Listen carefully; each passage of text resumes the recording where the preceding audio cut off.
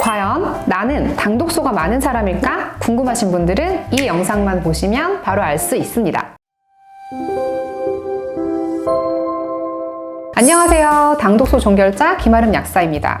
오늘은 제가 약국에서 상담을 하면서 만나는 고객 중 당독소가 많은 분들의 특징을 알려드리려고 합니다.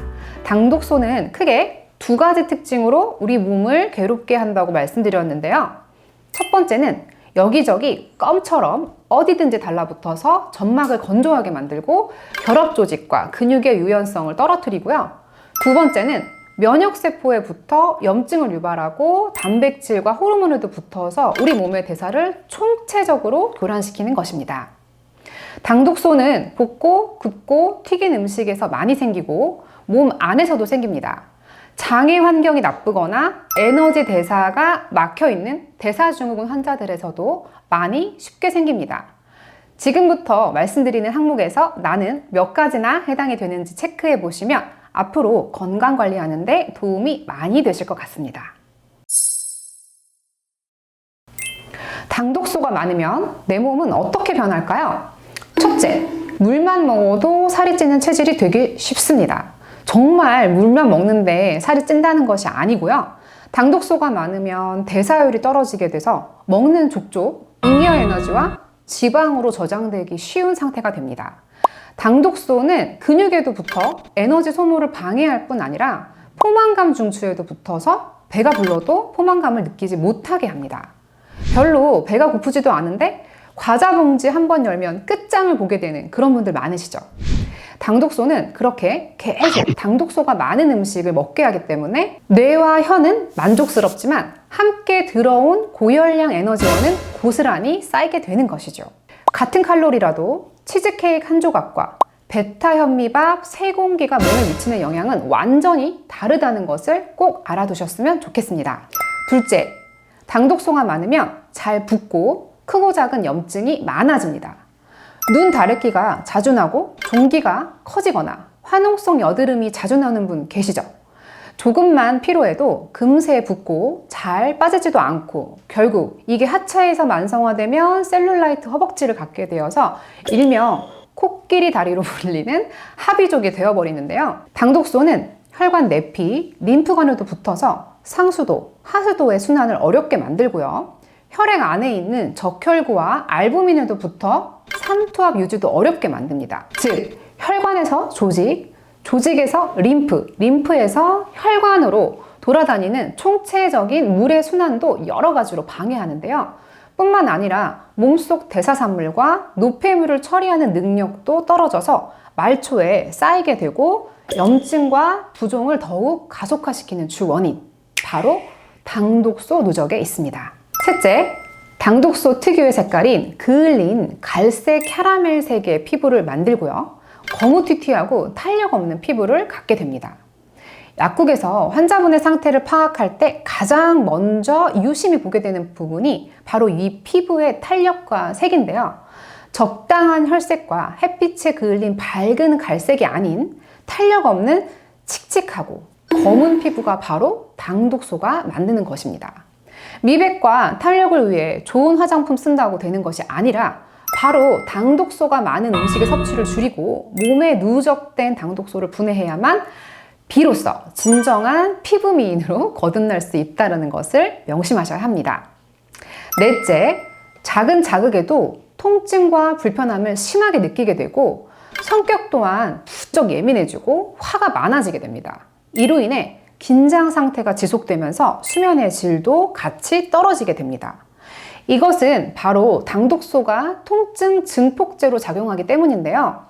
당독소는 TRPA1, TRPV1이라는 통증과 감각 수용체에도 매우 잘 붙어서 같은 자극을 좀 더 심하고 크게 느끼도록 만드는 주범입니다. 생리통과 같이 매일달 찾아오는 통증이라도 매우 심하다고 느껴지고 코로나, 독감 후에 몸살기와 잦은 기침이 계속될 때 반드시 의심해야 하는 것이 있는데요. 내가 너무 많이 당독소 음식을 먹지 않았나? 커피와 빵을 아침으로, 요거트와 시리얼을 간식으로 먹었는지, 그리고 치킨과 피자를 야식으로 즐기고 다이어트 콜라를 입가심으로 자주 먹지 않았는지를 확인해야 합니다. 당독소는 우리가 긴장을 하거나 스트레스를 받을 때 나오는 호르몬인 코르티졸이라고 하는 호르몬의 대사도 심각하게 방해하는데요. 코르티졸은 아침에 우리 몸을 깨워주고 낮 동안에는 집중력과 에너지의 생산, 소비 효율을 올려준다면 저녁에는 그 양이 줄어야 하는데요. 저녁이 될수록 점점 안정되고 졸음이 찾아오면서 이완과 휴식이 제대로 이루어지려면 이 코르티졸이 줄어야 합니다. 우리가 잠이 오면 커피를 마시죠. 커피와 바카스에 함유된 많은 카페인이 부신을 자극해 코르티졸을 짜주어 다시금 일을 할 수 있게 웨이크업 시그널을 주는 것입니다. 그런데 당독소는 이 코르티졸이 분해되지 못하도록, 즉 양이 조절되지 못하도록 만들어 버립니다. 우리 몸의 항상성 조절 기전인 호르몬 분비 기관의 음성 피드백, 즉 뇌하수체, 시상하부, 부신의 축에서 코르티졸이 충분히 만들어졌으면 그 충분하다는 신호를 다시 뇌에 전달하고, 자, 이제 그만 생산해도 된다라는 조절을 해야 합니다. 그런데 이 과정을 방해하는 것이 바로 당독소입니다. 코르티졸에 달라붙어 구조 변화를 시켜서 뇌하수체에 충분히 만들어졌다라고 인식하지 못하게 만들고요. 결국 계속 과다하게 만들어서 우리 몸은 교감신경 우세 현상에 시달리게 됩니다. 뿐만 아니라 심박이 빨라지고 호흡을 과하게 하게 되면서 혈당이 오르고 흥분과 긴장 상태가 지속되어 깊은 수면이 방해됩니다. 고인슐린 혈증과 활성산소도 많아지게 되고 조직의 수리와 재생 또한 방해합니다. 또한 짜증이 많아지고 예민해질 뿐 아니라 만성 피로와 염증에 시달리게 될 가능성도 높아집니다. 제가 지난번 메마름 편에서 말씀드렸던 ECM 고갈과 열증, 메마름증이 차례로 나타나게 되는 근본 원인이 되기도 하는 것이죠. 중독에 취약해지면서 음식이나 게임, 도박에 빠지는 것도 당독소가 자극하는 도파민 수용체의 작용 때문이기도 합니다. 5번째, 당독소는 위장의 기능과 운동 능력을 망가뜨립니다. 여러 겹의 두터운 점막층으로 이루어진 위의 경우 당독소가 붙어 딱딱해지면 특히 연동 운동이 잘 되지 않습니다. 이것 때문에 식체가 생기고 위점막에 염증이 생기는데요. 충분히 소화되지 않은 음식이 또 장으로 내려오게 되면 장내 세균총 또한 망가져서 유해균이 많은 상태가 되기 쉽습니다. 그리고 이 유해균 중에는 당독소를 대사산물로 내뿜는 균주가 있어 이것 또한 많아집니다. 즉, 당독소 자체가 위장 운동에 영향을 미치기도 하고 장 안의 생태계에 영향을 미치는 거고요. 결국 위장 점막에 염증도 일으켜서 총체적인 위장의 문제를 안고 살게 되는 것입니다. 특히 이런 분들이 소화가 안 된다면 소화가 빠르게 되는 밀가루나 과일, 제가 가장 말리는 정제탄수화물과 과당에 노출되어 있는 경우가 많은데요. 이렇게 혈당을 빠르게 올리는 음식은 또다시 당독소가 잘 되고 누적되어 악순환을 겪는 분들이 정말 많습니다. 저는 약국에서 생리통약과 소화제를 사러 오면서 한 손에는 커피와 쿠키가 들려있는 모습을 자주 보는데요. 개인적으로 이렇게 위장 간의 약점과 예민한 감각을 갖고 계시면서 이런 식습관을 포기 못하시는 분들이 가장 안타깝습니다. 여러분들은 어느 영역에 얼마나 해당되시나요?